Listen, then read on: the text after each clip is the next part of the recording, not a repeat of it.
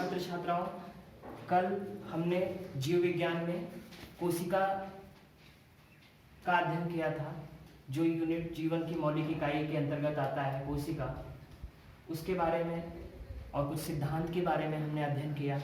आज हम कोशिका का संरचनात्मक संगठन क्या है और टाइप्स ऑफ सेल, कोशिका के प्रकार के बारे में हम अध्ययन करेंगे।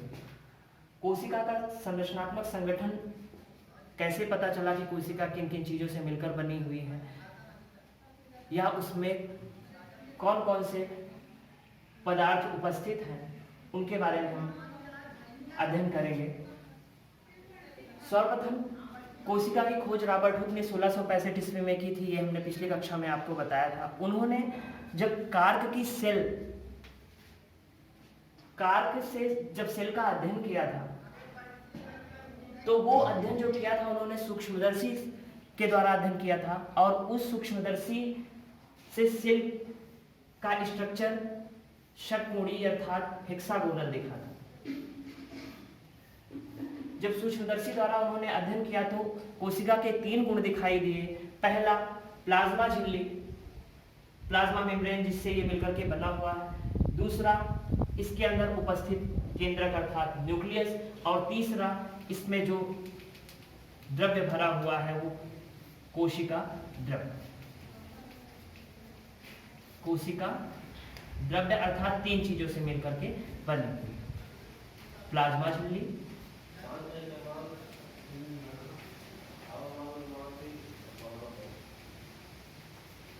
झिल्ली, केंद्रक, कोशिका द्रव्य, 3 चीजों से मिलकर के बनी हुई है। अब हम यहाँ डिस्कस करेंगे कोशिका के प्रकार। जो कल हमने बताया था टाइप्स ऑफ सेल 2 तरह की होती हैं। पहली प्रोकैरियोटिक कोशिका और दूसरी यूकैरियोटिक कोशिका। प्रोकैरियोटिक कोशिका और यूकैरियोटिक कोशिका। प्रोकैरियोटिक कोशिका के बारे में बताया गया कि इसकी खोज 3500 मिलियन वर्ष पूर्व हुई, और यूकैरियोटिक कोशिका की खोज 2600 मिलियन पूर्व, अर्थात इससे पहले प्रोकैरियोटिक कोशिका की खोज की गई थी। इसीलिए प्रोकैरियोट क्या है? प्राथमिक। कल भी हमने इस चीज के लिए बताया था कि प्रो मीन्स प्रिमिटिव या प्राथमिक। On the basis of nucleus, केंद्रक के आधार पे, केंद्रक की उपस्थिति या अनुपस्थिति के आधार पे इनको 2 भागों में डिवाइड किया गया था। पहला प्रोकैरियोटिक और दूसरा यूकैरियोटिक। दूसरी बात, इसमें केंद्रक अल्प विकसित या अनुपस्थित होते हैं, जबकि यूकैरियोटिक कोशिका में केंद्रक सुविकसित होता है। केंद्रक की अनुपस्थिति के कारण डीएनए कोशिका द्रव्य में स्वतंत्र रूप से पड़ा रहता है। जैसा कि यहाँ फिगर में दिख रहा है, ये क्या है? आपका कोशिका द्रव्य है, ये केंद्रक है। केंद्रक के अंदर ही केंद्रिका और डीएनए, ये सारी चीजें उपस्थित होनी चाहिए, किंतु केंद्रक अनुपस्थित या अल्प विकसित होने के कारण ये डीएनए कोशिका द्रव्य में स्वतंत्र रूप से पड़ा रहता है, जबकि यहाँ केंद्रक उपस्थित होने के कारण डीएनए केंद्रक में ही उपस्थित रहता है। अगला पॉइंट है, बात आई गुणसूत्र की। गुणसूत्र से किससे मिलकर के बना होगा? डीएनए से। किस कोशिका में? प्रोकैरियोटिक कोशिका में। क्यों? क्योंकि केंद्रक क्या है? अविकसित या अनुपस्थित है।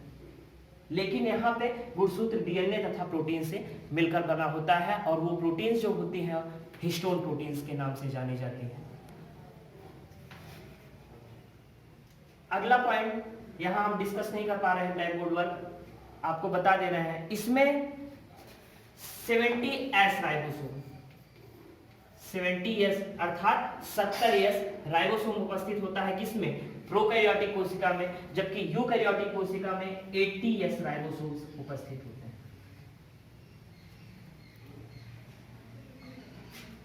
अगला पॉइंट,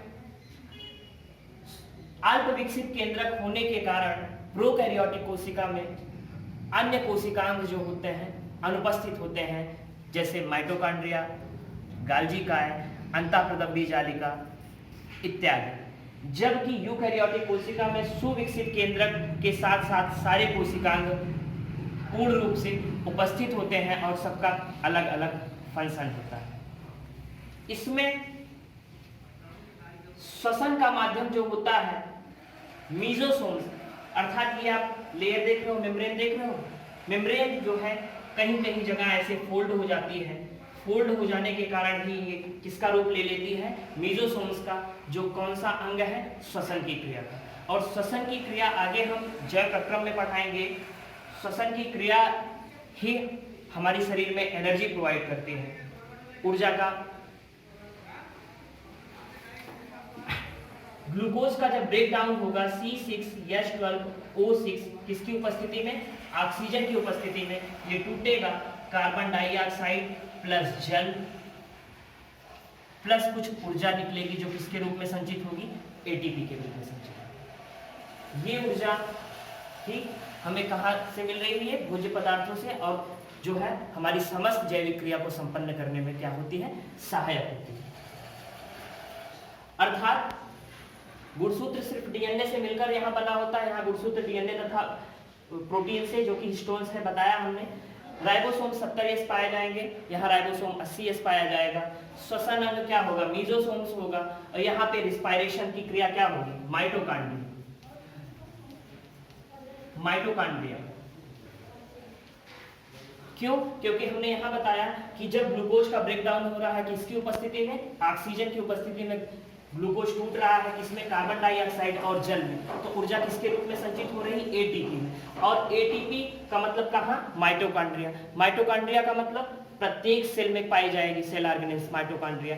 इस तरह से ऊर्जा मनुष्य के शरीर के हर भाग में पूर्णता पहुंच जाती है, या जो भी यूकैरियोटिक है सब में किसके रूप में संचित हो जाती है, एटीपी के रूप में संचित होती है, जो माइटोकांड्रिया प्रत्येक सेल में डिस्ट्रीब्यूट कर देती है। इसीलिए माइटोकांड्रिया का ऊर्जा गृह भी कहते हैं, power house of the cell mitochondria को कहते हैं।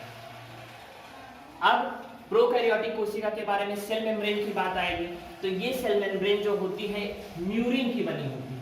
किसकी बनी होगी, म्यूरिन की। जबकि यूकैरियोटिक में, जंतुओं में सेल मेम्ब्रेन नहीं पाई जाएगी, और वनस्पतियों में, या फिर वनस्पतियों में जो सेल मेम्ब्रेन पाई जाएगी वो किसकी बनी होगी, सेलुलोज। किसकी बनी होगी, सेलुलोज की बनी होगी। और फंजाई, कवक जिसको बोलेंगे, उसमें जो सेल मेम्ब्रेन बनी होगी किसकी बनी होगी, काइटिन की बनी होगी। इसका एग्जाम्पल जीवाणु है, सबसे सरल। इसीलिए सभी मोनेरा जो होते हैं प्रोकैरियोट होते हैं। उसके बाद हम प्रोटिस्टा, कवक, पादप और जंतु जितने भी विकसित हैं सबको हम किसमें रखे हैं, यूकैरियोटिक में। अल्प विकसित केंद्रक, अन्य कोशिकाओं की अनुपस्थिति और लोअर सेल मेम्ब्रेन के कारण इनको किसमें रखा गया है, प्रोकैरियोटिक में, और इनको किसमें रखा गया है, यूकैरियोटिक। आप इसके बारे में बुक से और पढ़ लीजिएगा, कोई डाउट होगा तो आप हमें कमेंट्स कर सकते हैं। आगे हम स्ट्रक्चर्स प्रोकैरियोटिक के और यूकैरियोटिक के दोनों के स्ट्रक्चर्स के बारे में बताएंगे, लेबलिंग करेंगे। उसके बाद सारी चीज़ें धीरे धीरे क्लियर होती चली जाएंगी। आज